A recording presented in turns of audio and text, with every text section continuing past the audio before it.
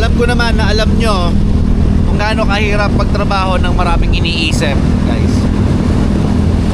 Alam nyo yan. Alam ko nararanasan nyo rin yan. So ngayon, wala eh. May problema ako pero ako din naman ang gumawa, no? Baka na yan. Masala-sala diskarte, masala-sala desisyon sa buhay.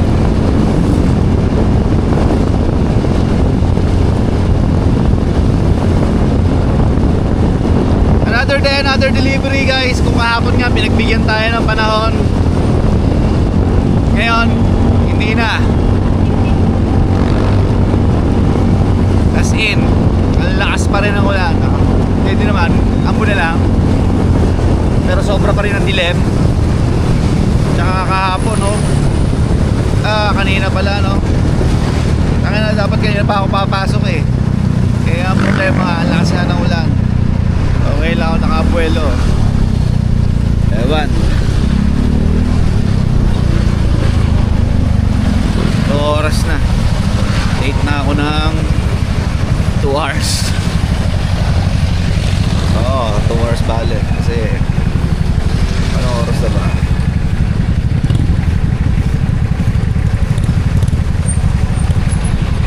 (7:43)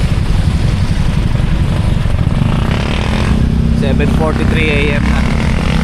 So late na, usapan 6 AM.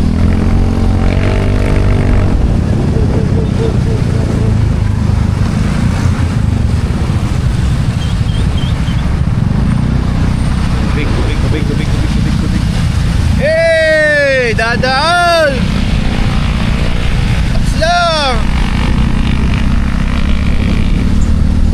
Magtatawag ka pa ng kampe! Bakit may mga tubig, guys? Dahan-dahan naman.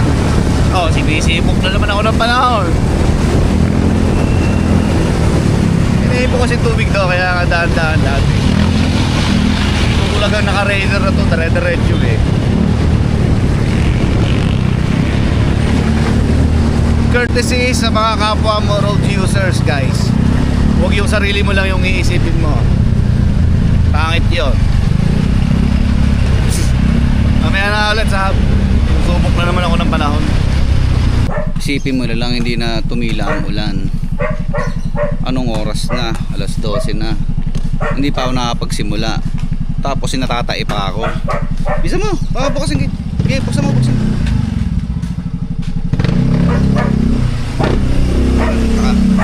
Tatay ako.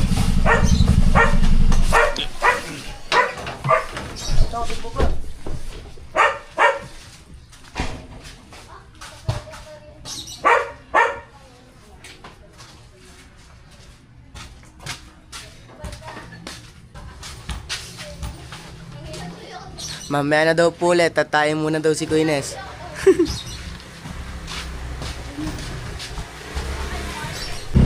Ito lang ang downside ng ano eh, ng masayahin at laging positibo eh. Hindi mo kita sa kilos, saka sa facial expression na malungkot at may pinagdadaan. Oo. Hindi talaga halata, no, di ba? Ewan ko ba? Pero tatamang hapit nga pala ako, no? May mga nag-text din kanina sa akin na wala daw sila sa bahay. Ewan ko, paano gagawin, no? Di-replyan ko naman, no? Baka may Gcash sila. Shopee po, kay Janelli. So, itong sunod ng customer, kulang-kulang ang address. Black at Lat lang. Hello, sir. Shopee po ito. Shopee po? Opo. Asa na po kayo, sir? Sir, ang parcel nyo po ay naka-zone dito sa area ko, sa Howard. Tapos ang address nyo po ay kulang-kulang, Block 2 Lot 20 Phase 1 lang ang nakalagay. Anong subdivision po kayo? Dito po sa Tagapo po kami, sir. Oo nga, Tagapo. Eh, siya kayo sa Tagapo, malaki ho Tagapo. 33 po ang subdivision dito. Dito po sa may barangay mismo Tagapo, sir. Oo nga, sir. Anong subdivision nga po? Anros, ayan. Sir, pakikumpleto po yung address kasi tinan nyo, nandito sa akin sa highway yung parcel nyo. Sige po. Sige, pakitama na lang po at kung sakali papasa ko na lang po ito sa kasama ko dyan na area kasi wala eh. Dito sa akin naka-zone eh. Pakitama po yung address, sir, pakidagdagan po. Sige po, sige po. On hold na.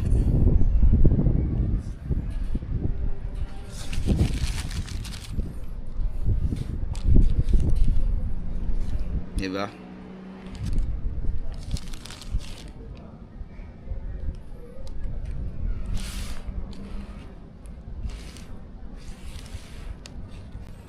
Ang layo ng ano, ng mismong area niya.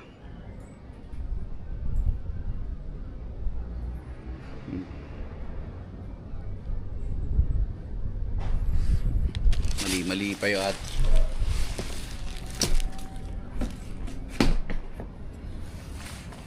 so yun, paalala ko ulit sa mga customer ko may manonood man, no?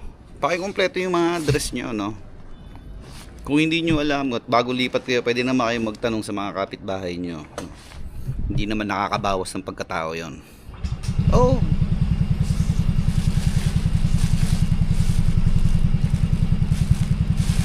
Sabi nga nila, ang batang matanong, matalino.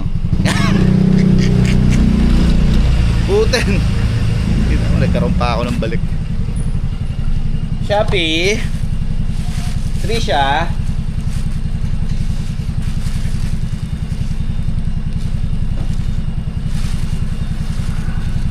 $154, madam.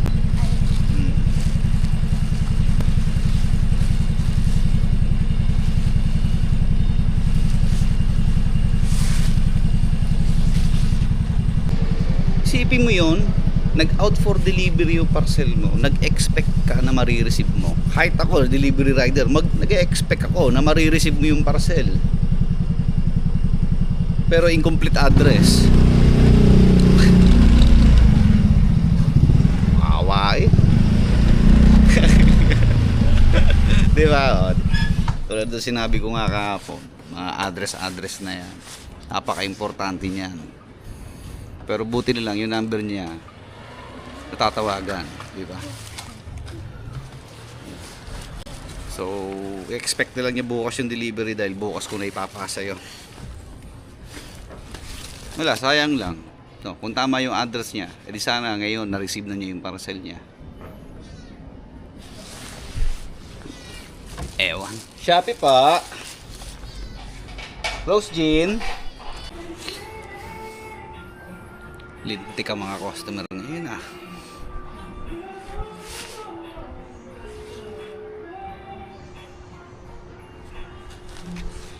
Puro walang tao sa bahay ah.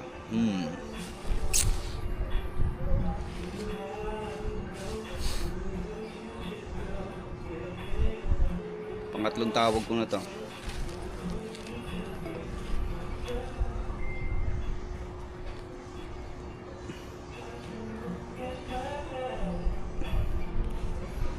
Wala no choice. Hindi nagre-reply, hindi sumasagot sa tawag. Wala lumalabas sa bahay. Ay siya. May nalampasan nga pala akong isang parcel.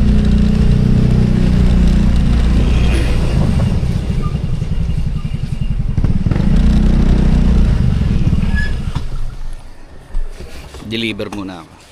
So yun, yan no. So far 3 na yung on hold ko. Siya, deliver muna. Hirap ah. Hindi ako makapaghapit ngayon guys. Sa totoo lang. Kasi ang daming wala sa bahay. Halos lahat tinatawagan ko pa. Ba, Shopee ma. Check ko lang.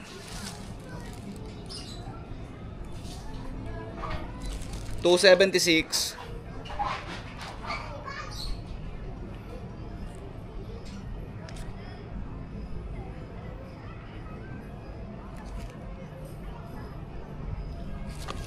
Buti ng Diyos si boss. Actually, wala namang problema kung ano eh. Kung wala yung customer sa location, no. o sa address na binigay niya. Basta makapag-reply siya sa text o kaya masagot niya yung tawag, no?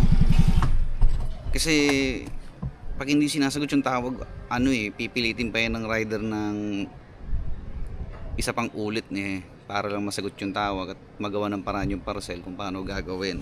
Ayun ang nagpapatagal, no? Wala, hindi ako makapagapit talaga.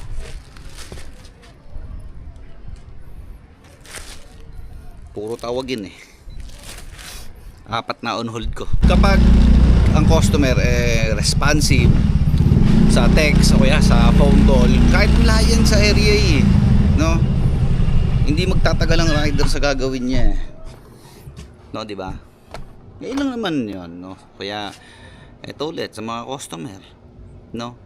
Kung mag-text mo yung delivery rider sa inyo o tumatawag, pakisagot, no? Hindi naman masama 'yon. Ngayon, kung wala kang load, meron kang data, chat mo in-app. Pero hindi naman ako gumagamit ng in-app message. Kasi kaya daw gumagamit ng in-app message, isipin niyo lang iba yung pangalan doon, tapos iba yung pangalan sa parcel. 'Di ba? Sana makontrol ni Shopee 'yon, ayun lang naman, no? Na yung pangalan sa parcel at yung pangalan sa may in-app messages ay iisa.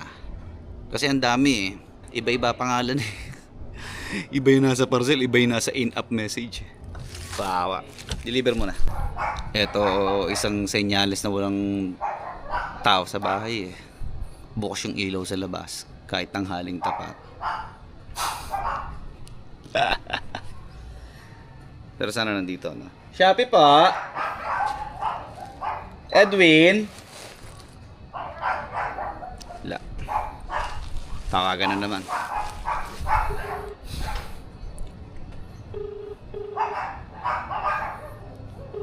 May init kayo, mamaya na lang ulit. Shopee pa. Leonard. The number you have dialed is either unattended or out of coverage area. Please try. Isa pa, subukan pa natin. Yo, nag-ring.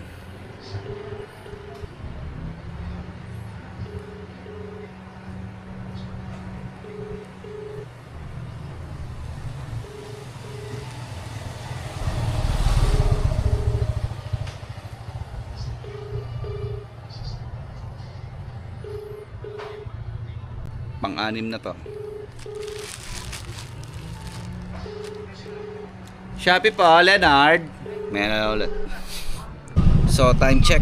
3:45. Naikutan ko na lahat. No? Babalikan ko na lang yung mga ibang customer na wala sa bahay. Baka sakaling nandun na. Tayo ko balik 10.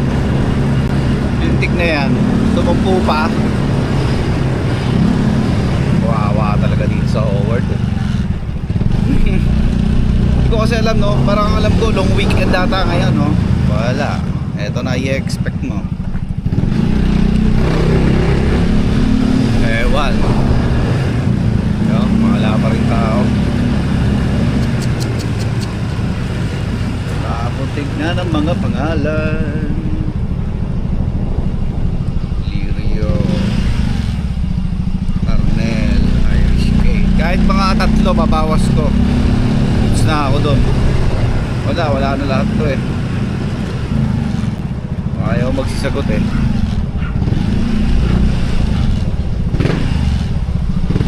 Shopee po, Arnel. Dito na isa. So, ayun. Ang total ng balik ko ay 8. Wala na ako nagawa. Pasok daw sa trabaho. Yung isa, hindi ko alam paano nangyari nag-text siya, nasa bahay daw siya. Pagdating ko naman, wala na, nakaalis na daw siya. Ang gulo. Kaya yun, wala na ako nagawa. 8 parcel. Kaya yun. Kaya ako na. May mga kinancel ako. So, data. May mga kinancel na ako. Kaya bahala sila. May merienda na lang ako ngayon kila Nanay Esther, no? Mami Siomay. So, nag-send yung Troyo kasamahan ko eh. Nagmami tsaka siya at siomay siya eh. Di syempre, ingitero ako. Ako din. Malapit lang naman. So, punta muna ako doon.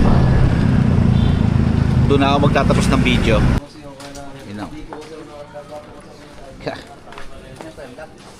Yes. Oh, ayun na.